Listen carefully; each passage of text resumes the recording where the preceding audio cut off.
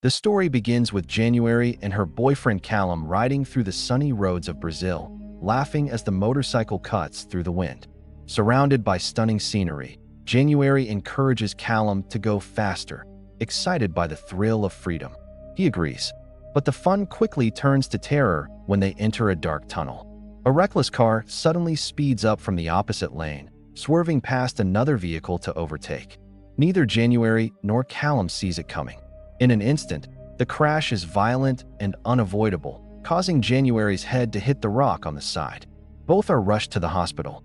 Callum survives with minor injuries, but January is not as fortunate. She suffers serious injuries to her legs and head, leading to an inability to walk and memory loss. Months later, hoping that recovering in a familiar place will help, Callum brings January back to her old estate. As they arrive at the grand house she doesn't recognize, Callum is surprised. He never knew January's family was wealthy. When they pull up, her butler Thomas opens the car door and welcomes her home. Inside, her family gathers, including her mother Marilyn, father Albert, brother Lawrence, and sister Catherine, all excited to see her with a welcome home banner. However, they freeze in shock when they see January in a wheelchair. Her mother rushes forward, overwhelmed with emotion, saying she missed her so much and kisses her. That night, the family sits down for dinner. Lawrence cautiously brings up January's memory loss, asking if she remembers anything from before the accident. January quietly admits she doesn't. Albert then presses further, questioning whether the crash happened because Callum was speeding and wouldn't slow down. January immediately defends him, insisting the accident was her fault, not his. Later in her bedroom, January confides in Callum. When her mother kissed her earlier, she felt nothing, no warmth, no memory, nothing at all. Callum reassures her, saying that amnesia takes time and that memories don't return all at once. Their conversation is interrupted when Thomas knocks on the door and enters to tell them the guest room is ready. Unmarried couples cannot sleep together. It's a strict rule in the house. Callum jokes about what century they're in, but Thomas remains serious and says he'll wait outside. As Thomas leads Callum to his room, Callum asks if January was ever truly happy in this house. Thomas pauses before saying he believes she was, at least before she left. When Callum sees the small, lifeless guest room awaiting him, his anxiety grows. The next morning, Albert grabs a shotgun, visits Callum in his room, and invites him to learn how to hunt. Callum looks nervous but agrees. Inside the house, Catherine helps January bathe and puts on her makeup, carefully curling her lashes. While working, January asks Catherine if she has a boyfriend. Catherine admits she isn't seeing anyone. She says she has responsibilities and has chosen to stay. Then she shifts the topic, asking January to look in the mirror. When January sees herself, she's surprised to find that she actually likes how she looks. Outside, Albert tries to teach Callum how to shoot a bird, but Callum can't bring himself to hit the target. Suddenly, Albert asks him something unsettling: how much money it would take for him to leave January behind, go to London, and never come back. Callum refuses without hesitation, saying he would never abandon her. Albert quickly changes the subject, suggesting they head up the hill instead. During lunch, Marilyn casually asks January when she stopped eating beans. January is taken aback, and the question unsettles her.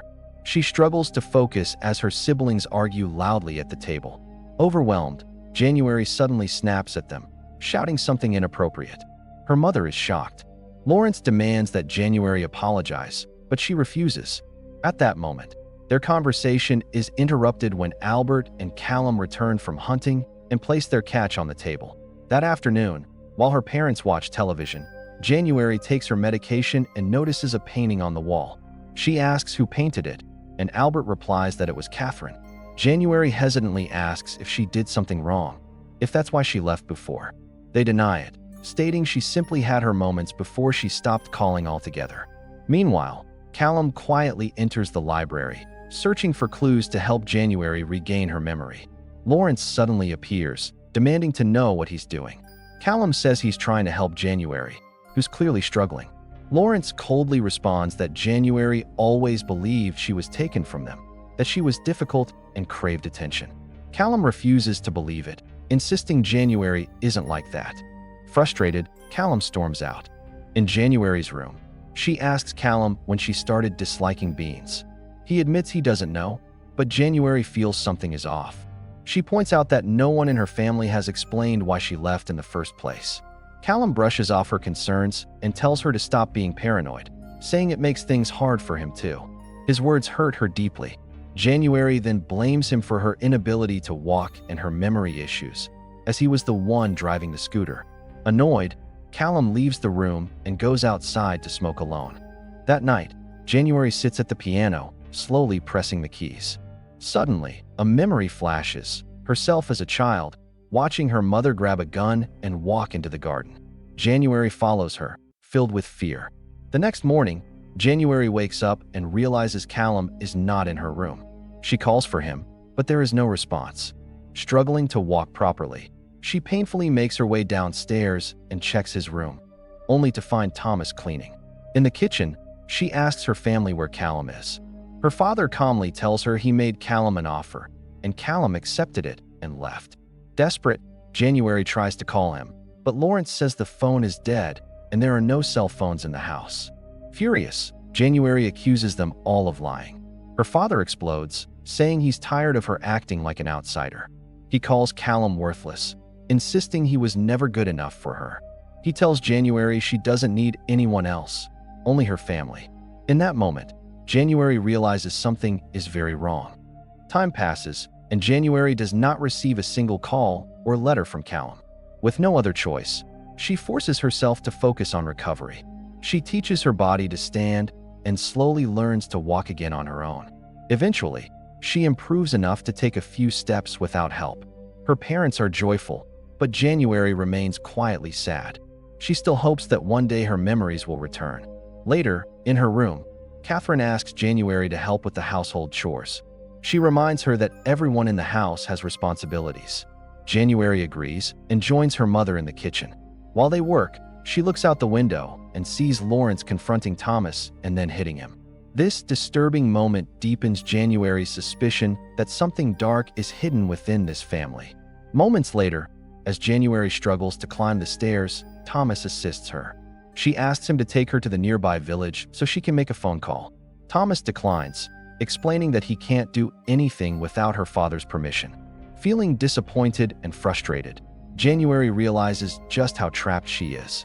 That night, her mother visits her room with a glass of milk and gently asks about the outside world. She wants to know what January saw, where she went, and the people she met. January admits she remembers nothing clearly, just scattered flashes that don't make sense. Her mother nods in understanding, kisses her goodnight, and quietly leaves the room. The next day, January sneaks into the art room and searches for clues. Inside a drawer, she notices several photographs. She hurries back to her room, and while flipping through the photos, she suddenly realizes the truth. The family portrait hanging downstairs wasn't real. It was created by combining two different photographs. In the original image, January wasn't there at all. This final discovery confirms her fear. These people are not her real family. Moments later, Catherine knocks on January's door and invites her to go shopping. January doesn't respond. She lies on the floor, frozen in fear, no longer trusting any of them. Annoyed, Catherine tries to open the door, but it's locked.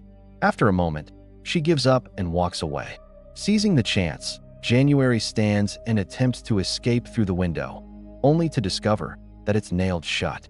She quietly backs away from the door just as Albert approaches, pounding on it in frustration, trying to force his way inside. Panic floods as the lock begins to give. She rushes to the door and desperately secures it again. Enraged, Albert threatens to kick the door down if she doesn't open it. His wife steps in, trying to calm him, and eventually they leave. Concerned, her mother lingers outside and softly tells January that she only wanted to hear her voice before walking away. Driven by desperation, January smashes the mirror and prepares to take her own life. But before she can act, Thomas slips a newspaper clipping under the door. January notices it and quickly grabs it. As she reads, a flood of memories crashes back. She remembers being a child, witnessing her mother walk into the garden with a shotgun and take her own life. The newspaper confirms it. Lady Dunfield died by suicide, leaving behind her husband, Lord Dunfield, and her only daughter, January.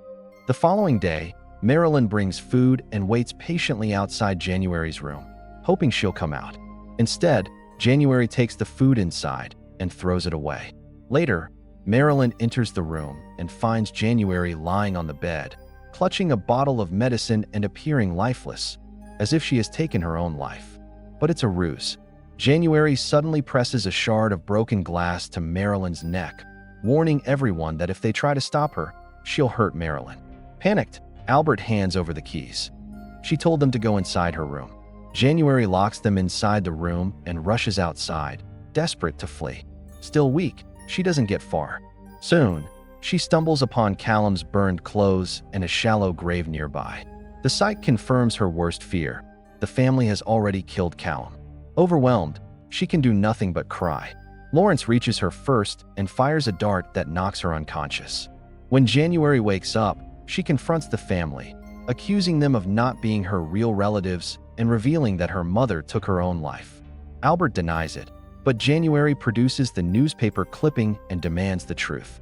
Furious, Albert turns on Thomas, but January defends him, explaining that Thomas never told her anything. Finally, Albert admits he is not her real father and shifts the blame to her biological father for everything that happened. He ends by declaring that January will become part of their family, no matter what. Moments later, they drag January into the basement and inject her with a drug that renders her unconscious. When she wakes up, the family is gathered around her. Catherine and Lawrence restrain her while Albert steps forward and assaults her. Unable to bear watching any longer, Marilyn and Thomas turn away and leave. Later that night, January regains consciousness and breaks down, unable to comprehend the horror she has endured. But upstairs, the family continues eating dinner, ignoring her cries from the basement below. Days pass, and January remains locked in the basement. Albert repeatedly forces himself on her, until she eventually becomes pregnant. As time goes on, the baby grows inside her. Throughout it all, Marilyn continues to show moments of concern, encouraging January to eat, even as she remains trapped in her nightmare. That night, Lawrence assists January in the basement and told her if she will accept the family, she will get her room back. The next morning, Catherine helps January bathe and get dressed. As she applies January's makeup and works on her eyelashes, Catherine confesses her jealousy. She admits that even when January was gone, she was always the favorite, the special one. Consumed by anger, Catherine suddenly yanks out January's eyelashes. When Albert learns what happened, he confronts Catherine in the art room.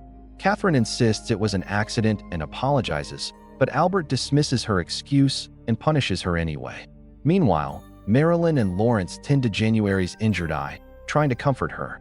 One day, as the family plays music and dances in the living room, Thomas quietly approaches January at the table. He reveals that after her father died, the family seized their property as revenge for what her father had done to them. He also admits they threatened to kill January if he ever told her the truth. Shaken, January asks what her father did to deserve such hatred, but before Thomas can answer, Albert calls him away for a drink, cutting the conversation short. Later that afternoon, January asks if she can have her room back. She promises to behave. They agree, and she is allowed to return upstairs. That night, before January goes to sleep, Marilyn and Albert help her settle in. When they leave the room, Albert chooses not to lock the door, believing he can trust her again. Once January senses that Albert has gone, she quietly gets out of bed and exits the house. She grabs a gasoline can and begins spreading fuel throughout the home. Just as she is about to ignite it, Albert catches her. He attacks her and locks her once again in the basement. Hearing everything, Thomas finally reaches his breaking point. Later, Marilyn sends Catherine to bring January a glass of milk. When Catherine enters the basement, she finds January threatening to harm her unborn child.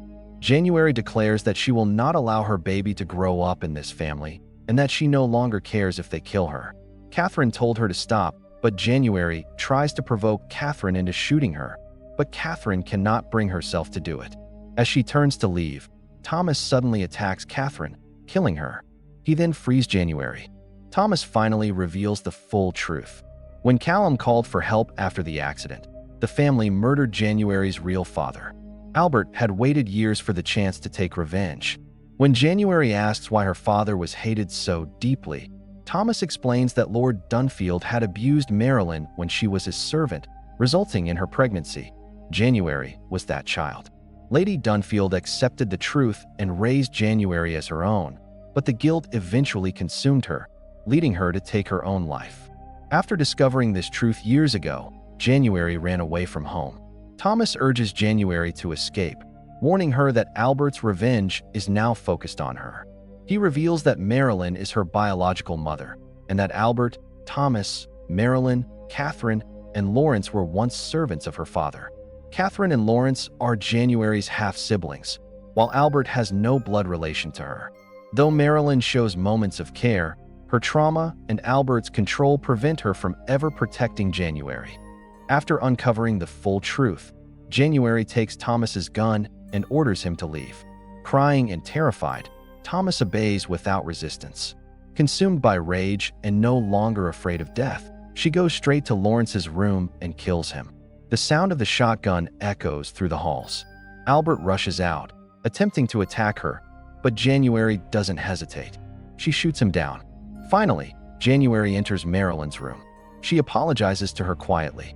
Instead of begging for her life, Marilyn tells January she will miss her.